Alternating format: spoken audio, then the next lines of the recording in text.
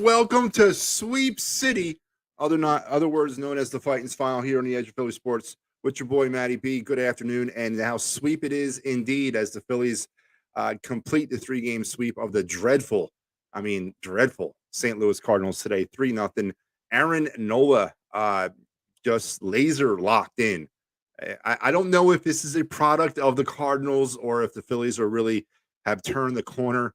But boy, this was probably the most dominating baseball the Phillies have played in a stretch of games as series all season long. And hopefully it's not. Hopefully it's more of a product of what the Phillies have become versus a product of what the Cardinals are. Good God, the Cardinals are bad. I mean, if you think about it, since the wild card series last year, which of course is the series in which the Phillies had no business taking care of the Cardinals the way they did last season in the postseason, the Cardinals haven't seemed to have recovered from that because it has been nothing but downhill for them since that series. But whatever, who cares? None of my business. The Phillies 3-0 winners today. Aaron Nola dominant. This is the type of start that we've been waiting for all season. And again, is this more of a product of the Cardinals or is this more of a product of Aaron Nola? Aaron Nola today with the hell of an effort for the Phillies. He finished the day with 9 strikeouts, tying Curt Schilling for 5th all time in Phillies strikeout history. So congratulations to Aaron Nola as he is moving up the record book. I don't know if he'll have an opportunity to move into 3rd place or 4th place, depending on the contract situation. But all in all, today, again, just another dominant performance. Not offensively as dominant as it's been all weekend long, but definitely as pitching dominant as it has been all weekend long, as Aaron Nola joins Zach Wheeler and Christopher Sanchez and just pitching out this weekend, helping this team win. And again, another long start, saving that bullpen as we get deeper into the season, especially into September. Let's head over to the box score, shall we? And kind of see how this thing all went down. For the Cardinals on the day, no runs on 2 hits. That's right, a combined 2-hitter today from the Phillies pitching staff. They did have 1 error. The Phillies 3 runs, 11 hits, no errors. How the scoring was done, Kyle Schwarber, a monstrous 436-foot bomb to straightaway center field on the first pitch of his bat in the bottom of the first inning, the 12th time Kyle Schwarber has led off a game on the first pitch with a first pitch home run. So that's how the Phillies got the scoring going.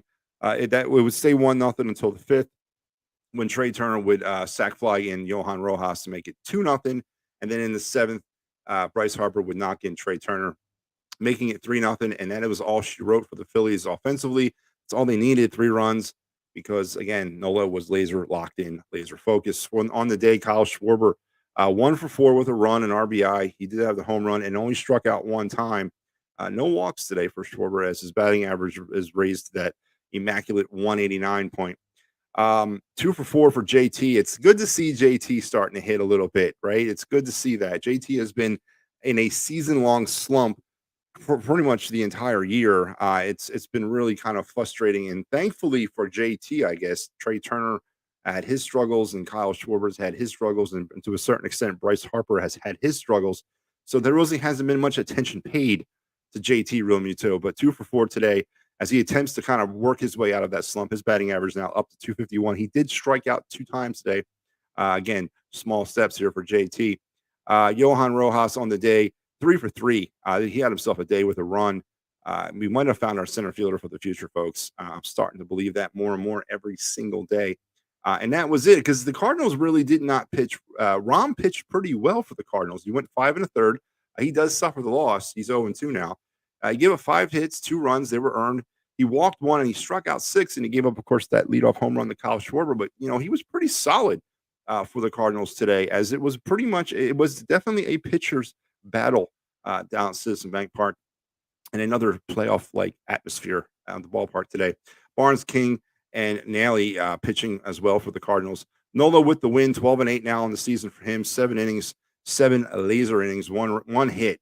He gave up 1 hit in 7 innings, walked 1, struck out 9, as I mentioned, moving into 5th place, a 5th place tie with Curt Schilling for the all-time strikeout list leaders for this organization. Jose Alvarado and Craig Kimbrell, who kind of, put us on the edge of our seats a little bit there in the 9th inning, but he does hammer it down for the save. His 20th, sneakily has 20 saves this season.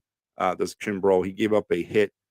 He walked one and he struck out one, earning the save. And that's how you have 3-0 Phillies as they complete a weekend of domination over the lowly, good night nurse, man. They are lowly St. Louis Cardinals and continue to march upwards into the playoff race. But you gotta give credit where credit's due. We've spoken about this in nauseum throughout the season, and I talked about it over the weekend a lot.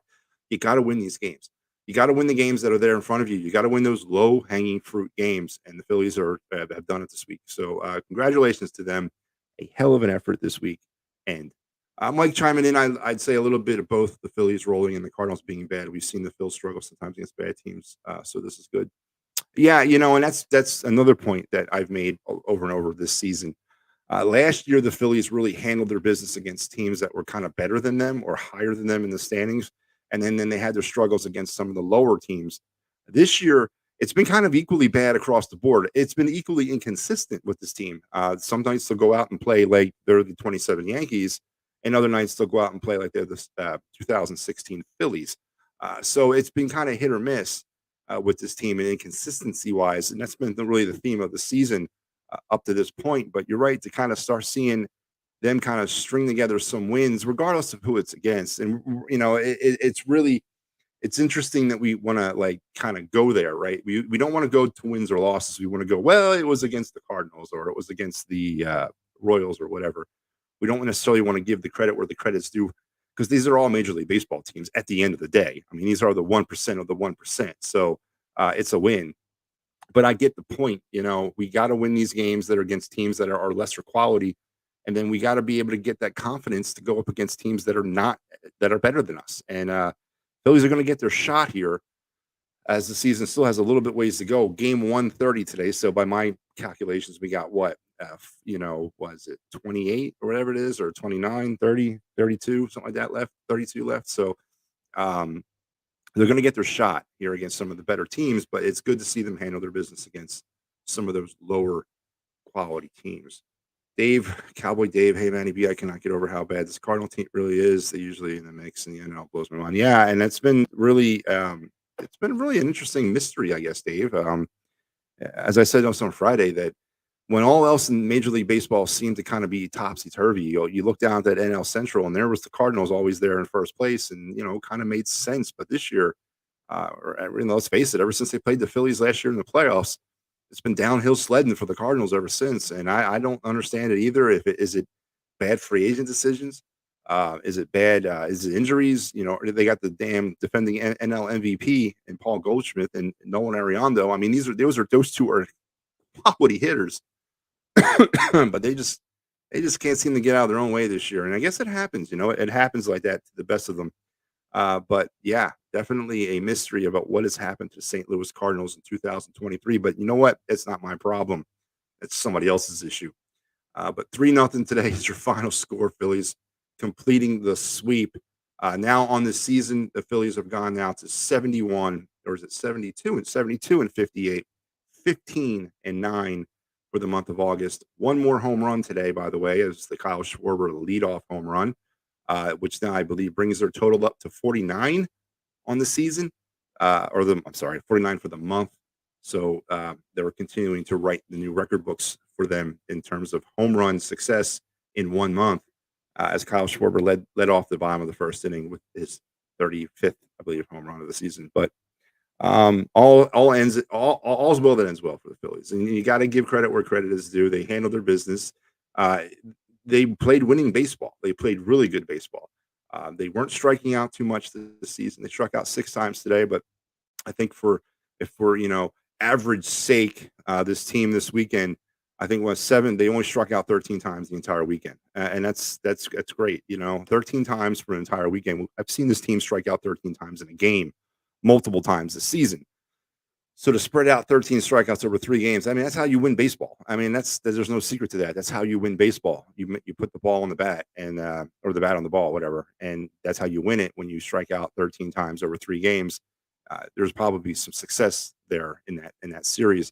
On the flip side of that, the Phillies pitching staff, just took it to them. They struck out the Cardinals 44 times or 34 times in this series. So 34 strikeouts versus 13. Again, there's no secret to the success there. So you got to give the credit where the credit is due for the Phillies. They did what they had to do against a lesser opponent, yes, but an opponent nevertheless. So let's take a look around Major League Baseball because now we've moved into that time of the year where we're scoreboard watching and all that. Games that are still going on in the top of the 10th inning. The Guardians and Blue Jays tied at 6 out there or up there in Toronto. 17-3, the Astros all over the Tigers in the top of the ninth. The White Sox 6-1 over the A's in the top of the ninth, and the Brewers 9-6 winners or winning in the bottom of the seventh against the Padres. Rangers 5-4 over the Twins in the bottom of the eighth. Reds and Diamondbacks are scoreless into the bottom of the second. Mariners 1-0 over the Kansas City Royals, and that is in the end of the second. Games that have gone final: the Mets beat the Angels, who are now on their way to Philadelphia 3-2. The Rockies over the Orioles 4-3. The Dodgers over the Red Sox 7-4. The Cubs, they won't go away. 10-1 winners today over Pittsburgh. The Rays 7-4 over the Yankees. The Marlins 2-1 winners over the Nationals. And tonight, 7:00 ESPN game is the Atlanta Braves and the San Francisco Giants. So some playoff implications. Of course, they're, as I mentioned, not getting any help from the Giants this weekend as we're trying to maybe close the gap a little bit in the NL East as the Phillies are hoping to get some help. Let's take a look at those standings. Currently now the Phillies in result of their win today and the fact that the Braves have yet to play are now 13 games even out of first place in the NL East. Of course, the Braves will play later on tonight, hopefully with the loss, so we can cut that to 12.5. That would be really great. In the wild card, they are now 3 full games up, or I'll say 4 full games up now on, or in that lead. The Cubs a game behind. Diamondbacks are now the third wild card. The Reds are a half a game behind the Diamondbacks, and the Giants a game and a half off that pace. Marlins are now 2.5 back. And then you got the Padres and now the Nationals. That's right. I mentioned this last night. The Nationals are now 7.5 games out of the wild card. That's a very interesting stat. A team like the Washington Nationals, as we have still 32 games left, and they're only 7.5 games out. I'm not saying they're going to pull some kind of miracle, but you know what? Don't count them out. Don't count anybody out at this point. The season is not over. There's a ton of baseball left there to be played. So the Washington Nationals, 7.5 games off the wild card pace. It's very interesting. Very, very, very, very interesting. Dave checking in also again saying they played small ball. They did play a lot of small ball tonight, besides Schwarber's home run. Yeah, I mean the team really did not have the power or the home runs that they were hitting all week long today. They found the way to win, and it's good to see that. You're not going to win every game 12-1, and you're just not going to do it. You're not going to hit 7 home runs in every game. But they were able to move runners along, even though they did finish the game 2 for 10 with runners in scoring position. That is not good. That's not good. But they did find a way to win, and of course, backed by the dominant pitching performance by Aaron Nola. I mean, they didn't give him much runs to work with, and they never really usually do. But Nola took with what they gave him and did his best with it. But they did move the ball. They did move runners when they had to, and they played. What did John Kruk call it? ABC baseball, small ball, whatever you want to call it. So. That's how you do it in the postseason. That's how you're going to do it. I mean, that's definitely how you're going to do it in the postseason. You got to know how to play that type of baseball, and you got to know how to execute that type of baseball, especially in the playoffs. So, absolutely, again, there was nothing but positives that came out of this weekend against the Cardinals. Absolutely nothing. Nothing really to rag on the. I almost said the Eagles. What the hell am I thinking about? Nothing to rag on the Eagles about this weekend. Of course, there was nothing to rag on them about, but nothing to rag on the Phillies either. So. 3-0 winners. And you know who else is a winner? And that is my main man, Dave Cherry there. For workman's compensation, motor vehicle accidents, personal injury, criminal law, Dave Cherry, 610-565-0300 at www.cherryinjurylaw.com. Tell Dave that EOP and Matty B and the Phightins Phinal sent you. And if you're looking for those great to find or hard to find sports, concert, or theater tickets, look no further than Cherry's Ticket Town at www.cherrystickets.com. Family owned and operated since 1946. Enter the save additional 10% when you enter the promo code EOP number 10.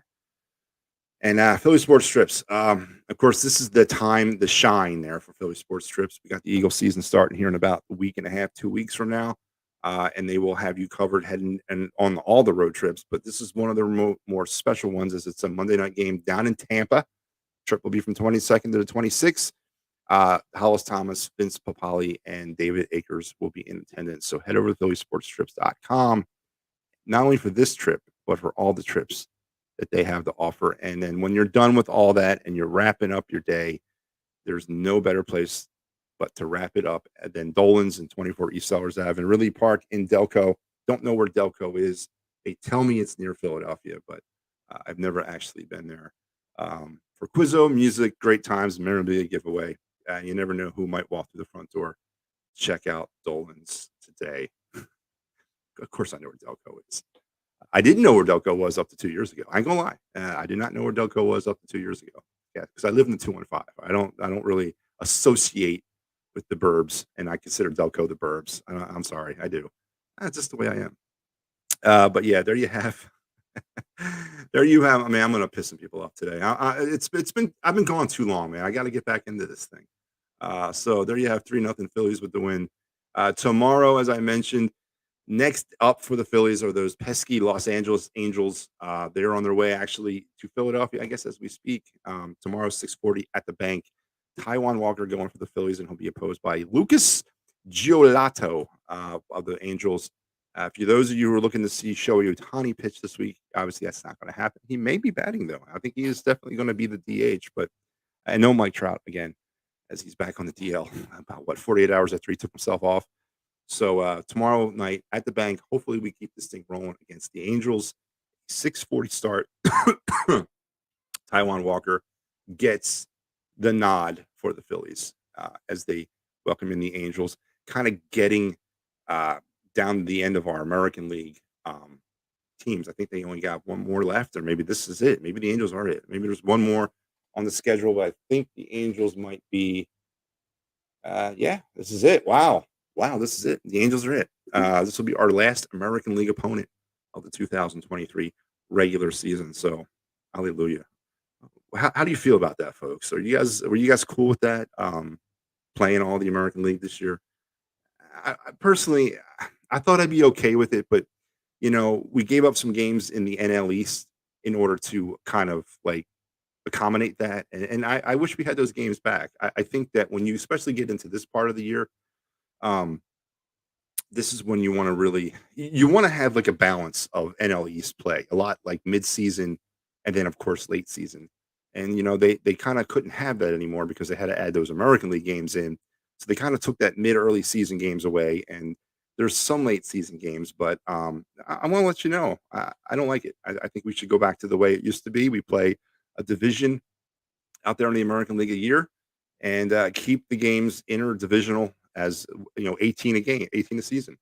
I love it. Absolutely love that. It's what baseball's all about. So yeah, I want to say I'm a negative on playing all the teams in the American League based on just one season. So I don't know how you guys feel about that. Cowboy Dave checking in. Ariano Goldsmith and Edmund should equal just 2 hits in this game. Nothing against Nola. I'm just saying the lineup is too good for just 2 hits. Goldsmith and Edmund should not equal just 2 hits in this game. Nothing against Nola. That lineup is too good. I don't understand what you mean, Dave. You're kind of saying those 3 should have more than 2 hits in the game, and then you're saying nothing against Nola, and then you're saying that lineup is too good. I'm kind of confused with what you mean. I think you're trying to give Nola credit by not giving Nola credit. I don't know, but Nola pitched again. He stayed away from the bad inning. Nola pitched the best he's ever pitched all season. It's okay to say that because it's the truth. He pitched his butt off today. Again, is it a product of the Cardinals? As you mentioned, those 3 hitters that he got through at least 3 to 4 times a game, or is it a product of Nola turning a corner? I don't know. I'm pretty much going to err on the side of the Cardinals. It's the result of the Cardinals, but I'd like to believe it's because Nola's turned a corner. We'll see. Obviously, that would be great, especially at this stage of the season, but I don't know. But you got to give the guy credit where the credit is due. I mean, I got to give Kyle Schwarber credit when I don't want to, but the last 3 games, Kyle Schwarber has actually resembled a Major League Baseball hitter, and I got to give him credit of that, even though I'm still 100% in on trading him tomorrow. and not having him ever be here again, I got to give the man credit where credit is due. He resembled a Major League Baseball hitter yesterday or this weekend. Maybe he stayed at a Holiday Inn Express. I don't know, but he did what he had to do. So I got to give him the credit where the credit is due. Still batting in the 180s, but still he had a very productive weekend at the plate. Not just with hitting home runs, but getting on base. And that's what leadoff hitters need to do. So you got to give credit where credit's due. And I think Aaron Nola deserves that credit today. He pitched the best game he's pitched in 2023, hands down, in my opinion. 9 strikeouts. No one could touch him. His pitch count was down, and he pitched well. Now, is this the Aaron Nola we're going to see every 5th day from this point forward? I hope so. I don't know. But on this day, you got to give the guy credit, regardless, of what lineup he faced or what team it was. You got to give him credit. But again, giving him credit today versus giving him credit for the rest of the season, we'll see. Obviously, there's a lot more baseball left to play, a lot more meaningful baseball left to play. But on this day, Aaron Nola pitched his butt off. Folks, that is going to do it for me. We've come to the end of another week here on the Phightins Final. I want to thank you guys for spending this series with me. I was with you all 3 days of this series. I will not be back tomorrow. I believe Pat will be in. I'll see you again, I think, on Tuesday. And then that's it for me. I'm going to be stepping out again just for a little bit. Yeah, I enjoyed being back for this series. It was fun. But Big Al and Pat will take you, and me will take you the rest of the way into next week and beyond. Until we talk again, I am going to leave you as I leave you on every Sunday when I host. And that is your look back at the week that was in a record-setting month of home runs, but in the week that was in Phillies home runs. Until we talk again, go Phillies.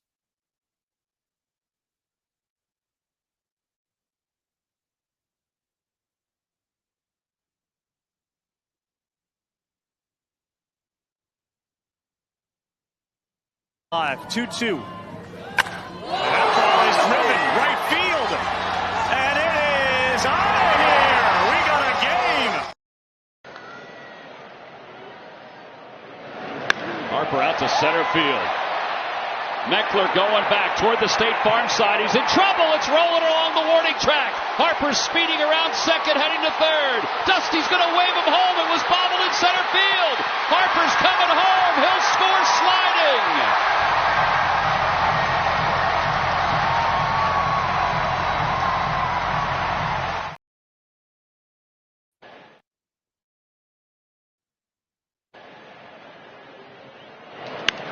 Fly ball right center field, pretty well hit. Meckler's going back. He's looking. It is gone into the Phillies bullpen. 2-run home run for Edmundo Sosa. It's his 8th of the year. What Marshes looked like if he didn't wet it. And a high fly ball to deep left center field. Going back is Meckler. It is gone. It slips over the small fence. A solo home run for Baum, his 13th of the year. It's 4-2 Phils. I got a feeling this ball could travel long distances here.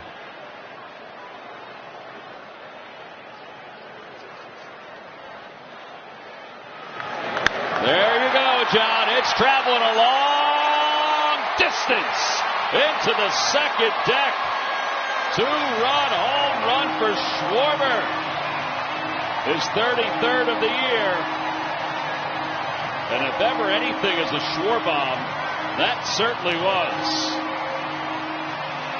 440. What they're doing. That's lines out towards center field. It is gone into the first row. It just slipped over the wall. A 2-run home run for Harper. His 11th of the year. I think somebody's getting hot. Somebody's getting real hot. Well, 6th inning. Phillies down 4-0. That's a liner to deep right field. It's not coming back. The Phillies are on the board. Kyle Schwarber, his 34th home run of the year.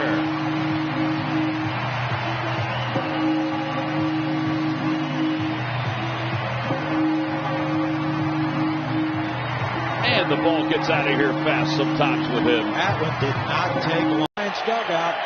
Runners take their lead of the pitch. And a line drive deep down the right field line toward the pole. It is gone! It hit the pole! It hit the pole! A 3-run game-tying laser by Bryce Harper. He's just tied this game up at 5 here in the bottom of the 9th inning.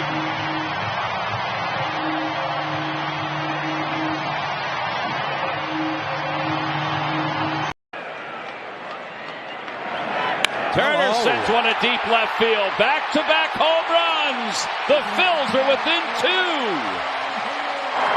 Wake them up.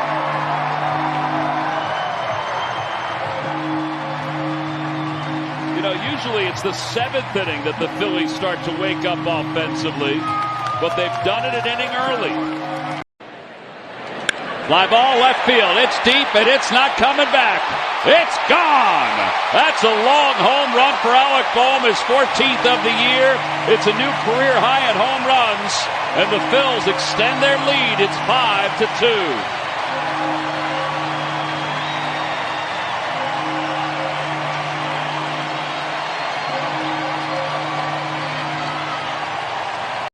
Fly ball, right field, hit pretty well. Walker's going out. It is gone! Kyle Schwarber's number 35.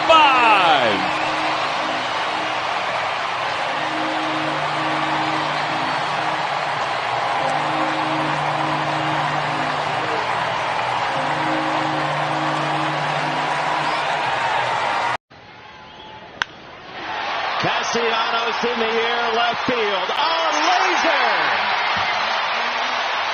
The most home runs in a month for the Phillies ever this August. Phillies, Rob Thompson, 3-1. That ball's drilled in the air right field, and another one this August.